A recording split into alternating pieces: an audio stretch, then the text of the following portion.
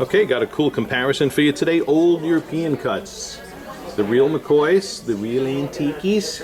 And we have here two diamonds, both of them EGL graded LVS ones. Okay, clean interiors, maybe a little hint of color, but really one of them faces up whiter than the other.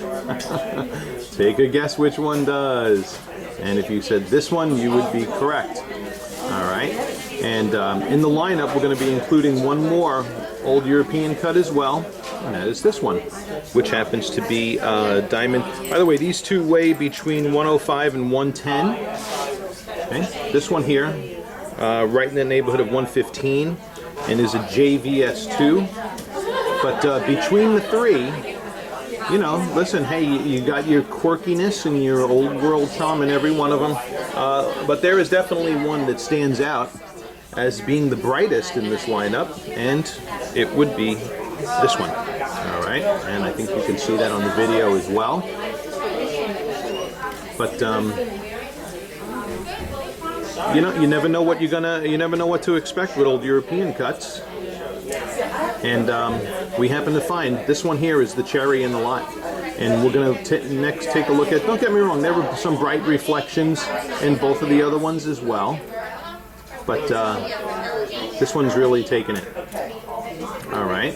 And what we're going to do now is we're going to look at these in dim spotlighting for sparkle, scintillation, and fire. Okay. Now, you see the second stone there, we are getting some broad reflection in that one too, under the table facet. But we're getting a better distribution of fire and light placement in that first one there on the left, and you can see it. Okay.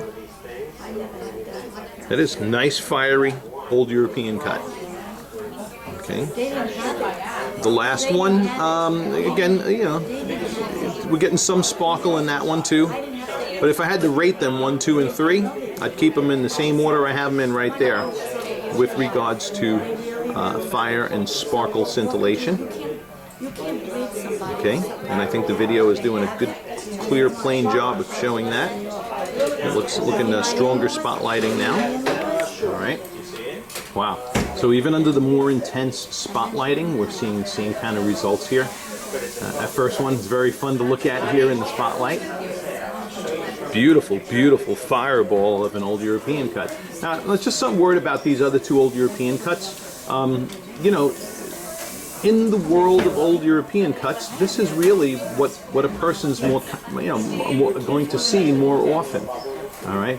Most old European cuts have optics that are akin to the two you're looking at in here. You know, they all have tall crowns, small tables, but you know, upper half facet cutting, lower half facet cutting, you know, different features in the cutting is what's going to produce all these varying optics. So we really lucked out and hit pay dirt with this guy right here. Beautiful, beautiful diamond. All right, that's the kind of old European cut we'll back with lifetime policies. All right, very pretty. Okay. These have their own little character and charm to them if people are drawn to that. Okay, we got them here also. And they are genuine antiques. Remember, people generally don't buy old European cuts for their light performance capabilities. They buy them for their antique capabilities. You know, I mean, the fact that it's an antique, you know, and the history and everything else behind it with some sparkle like these guys. All right, but that one there, that's a fireball. That's a needle in a haystack. We're going to do a final shot by the window here and take a peek as well. All right, and as we're here by the window, I'm going to leave this diamond in both comparisons. Look how bright that diamond is. Very, very pretty old European cut. Here's the second one, and you can see the difference in the optics right here in natural daylight. Pretty darn easy. All right. Although I could take a really nice photograph of this one and make it look like an awesome old European cut. But really, the rubber meets the road when you can compare with diamonds with known great optics. You know, whenever you look at diamonds by themselves, you know, and I'm holding them at an angle like this, and I'm turning and twisting, you know, it could be easy to get, you know, fooled. It depends on how particular a person's being with the optical properties of these diamonds. But it always helps to have a standard of excellence next to it to compare it to. Otherwise, what standard is it being compared to? So, very pretty comparison here. Let's get the other old European cut as well now. Okay. So once again, here is that the first old European cut that we've been using in the analysis, or in this comparison. And then here's the last one, which was that one right around that 115 zone. It does look better in natural daylight, that's for sure. All right, so I still think I would side with the one on the left.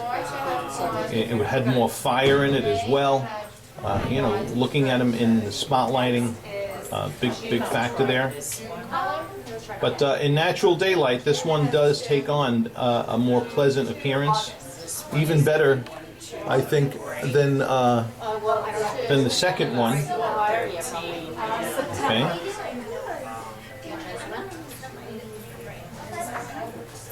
And, you know, just for a final comparison, while we're here in natural daylight, we're going to compare this one, the third one, to the second one. All right. Okay, so now in this final comparison, here's that second one compared to the third one. So in this, between these two, you know, I'll definitely side with the third one. This one here in my right hand. But between the first one and the third one, you're going to have to decide which appearance you like best. Not just in this diffuse lighting environment, or this natural daylighting environment, but also the indoor diffuse and the spotlighting, which is why I feel it's important to view these in all of those types of environments, you know, particularly when we're shooting these videos. All right. So thank you very much for watching. I hope that this has helped in your decision. And you guys who are learning about diamonds and old European cuts, or no matter what the shape, subscribe to us here on our channel on YouTube. And the more you see, the more you're going to learn. Thank you for watching.